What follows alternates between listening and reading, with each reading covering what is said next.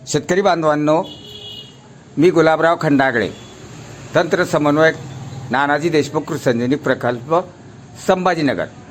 आज आपण बघत आहोत की तुरीची कापणीसाठी मजूर मिळत नाही, कारण तुरीमध्ये आपल्याला खोडं शून्य मशागतसाठी जसेचे तसेच ठेवायचे आहे जमिनीमध्ये, आणि तुरीमध्ये जमिनीच्या खालच्या भागामध्ये सुपीकतेचं काम करत असेल तर कापसाची झाडांची मुळं व तुरीच्या झाडाची मुळं हे दमानी कुसतात आणि जमिनीला सुपीक बनवतात।